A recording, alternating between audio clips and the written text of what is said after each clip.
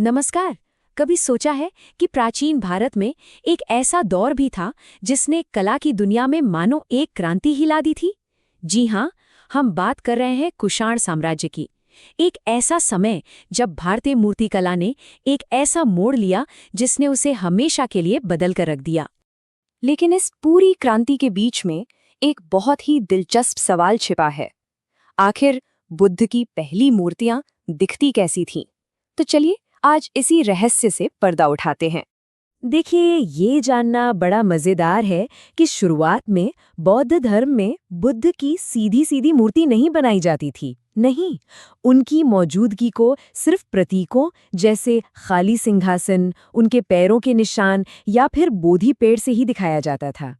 पर कुषाण काल में ये सब बदलने वाला था। तो ये बदलाव आया कैसे? इसकी सबसे बड़ी वजह थी महायान बौद्ध धर्म का उदय। ये एक नई सोच थी जिसमें बुद्ध को एक देवता माना गया जिनकी पूजा की जा सकती थी। और जाहिर है, पूजा के लिए मूर्तियों की जरूरत तो पड़ती ही है। बस यहीं से कला के दो महान स्कूलों, दो बिल्कुल अलग स्टाइल्स का जन्म हुआ। तो चलिए अपनी इस कहानी के पहले पड़ाव पर चलते हैं, गांधार शैली। ये वो स्टाइल था जिसने अपनी प्रेरणा भारत के बाहर से ली और इसका असर आज भी देखा जा सकता है। आज के पाकिस्तान में जो पेशावर का इलाका है, वो इस कला का सेंटर था। असल में गांधार कला पूरब और पश्चिम का एक कमाल का संगम थी। मतलब सब्जेक्ट तो भारतीय थे, लेकिन उन्हें बनाने का तरीका, वो स्टाइल ग्रीस और रोम से बहुत ज्यादा प्रभावित था। आइए जरा इसकी बारीकियों को समझते हैं। गांधार की मूर्तियां नीले ग्रे स्लेटी पत्थर से बनाई जाती थी।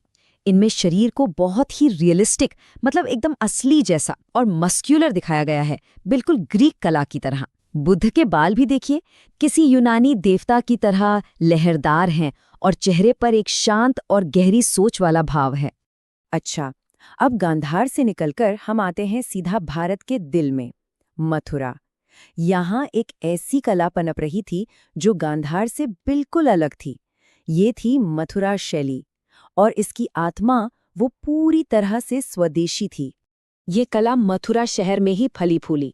इसने किसी बाहरी प्रभाव के बजाय भारत की अपनी जो लोकल कला परंपराएं थीं, उन्हीं से प्रेरणा ली। ये पूरी तरह से भारतीय थी। और ये फर्क मूर्तियों में साफ साफ दिखता है। मथुरा की मूर्तियां लाल धब्बेदार बलुआ पत्थर से बनी हैं। यहाँ शरीर को रियलिस्टिक दिखाने के बजाय एक आइडियल रूप दिया गया है। बुद्ध का सिर या तो मुंडा हुआ है या फिर घुंघराले बालों वाला, और चेहरे पर एक आध्यात्मिक शांति और हल्की सी मुस्कान है। तो हमने दो बिल्कुल अलग अलग दुनियाओं को देखा, एक जो पश्चिम से प्रेरित थी और दूसरी जो यहीं भारत की मिट्टी से जन्मी थी। अब वक्त है इन दोनों को आमने सामने रखने का। देखते हैं कि ये एक दूसरे से कितनी अलग हैं। ये तुलना हमें बताएगी कि कैसे एक ही मकसद, यानी बुद्ध को मूर्ति का रूप देना, इसने दो कितने अलग अलग कलात्मक अंदाज को जन्म दिया। देखिए, फर्क कितना साफ है। एक तरफ ग्रे स्लेट पत्थर तो दूसरी तरफ लाल बलुआ पत्थर। एक पर विदेशी यानी ग्रीको रोमन असर तो दूसरे पर एकदम स्वदेशी प्रभाव। बुद्ध के बालों के स्टाइल से लेकर चेहरे के भाव तक, यहाँ तक कि सिर के पीछे जो प्रभामंडल है वो भी गांधार में बिल्कुल सादा है, तो मथुरा में सजा हुआ। हर चीज में फर्क है। तो सवाल ये उठता है कि ये दो अलग अलग धाराएं जब एक साथ बहीं तो इन्होंने भारतीय कला के लिए क्या विरासत छोड़ी? आखिर इनका असर कितना गहरा था? पता है, कुषाण काल की सबसे बड़ी देन यही थी। इसने विदेशी कला के रियलिज्म और भारतीय कला की आध्यात्मिकता को एक साथ मिला दिया। और ये संगम इतना जबरदस्त था कि इसने आने वाली सदियों की भारतीय कला की दिशा ही तय कर दी। और ये हमें एक